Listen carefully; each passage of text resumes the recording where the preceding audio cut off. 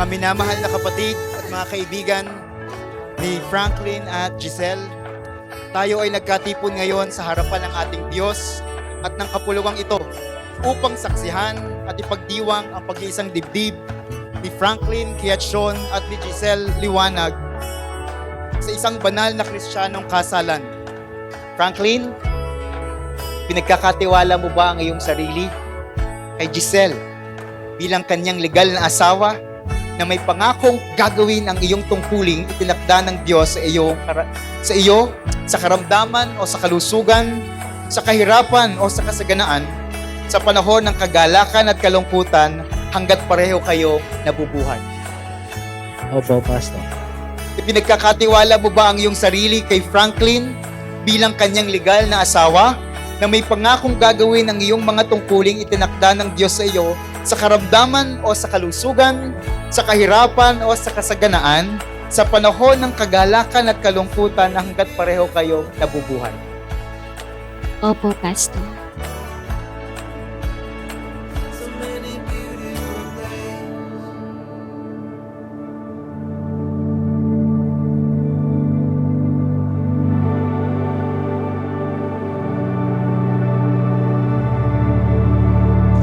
Yes. Na-excite na kinakabahan ko, sir.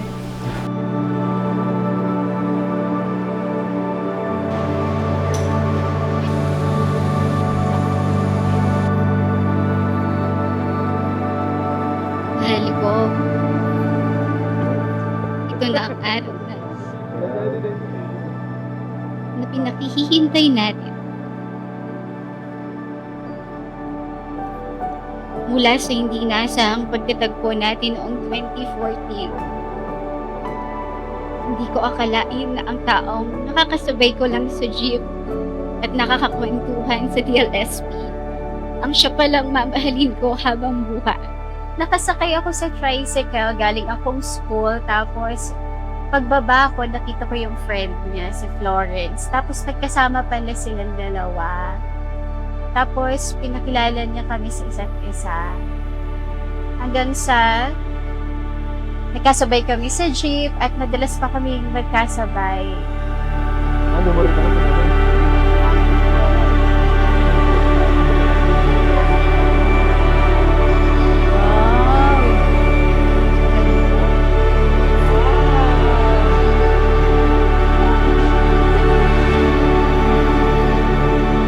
B. Today, start our forever.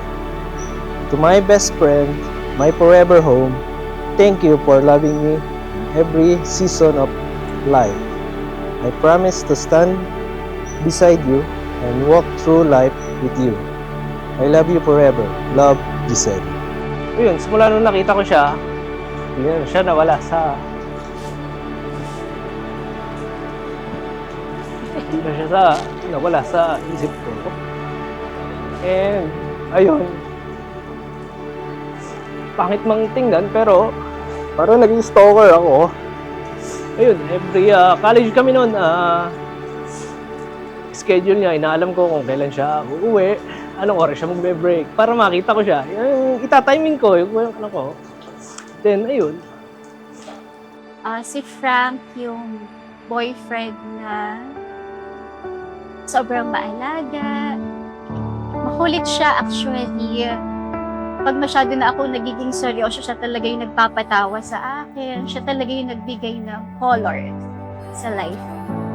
Without the word, till from heaven you came running. There was mercy in your eyes My love, to fulfill the today, law and I stand before you with a heart full of gratitude, knowing that God's hands has guided me to you. You are my dearest friend. My best friend for almost 12 years. You have witnessed every version of me. Madaming pagsubok at tagumpay na pinagdaanan ko sa buhay. Ipalagi kitang kasama.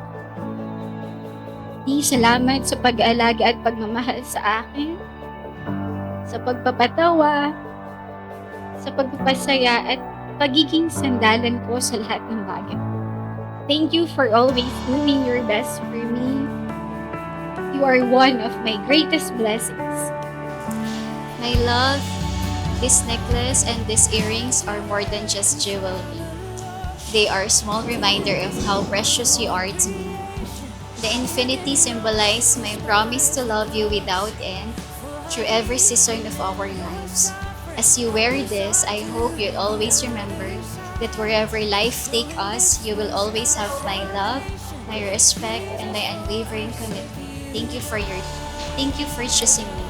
I can't wait to spend forever with you. I love you always and forever.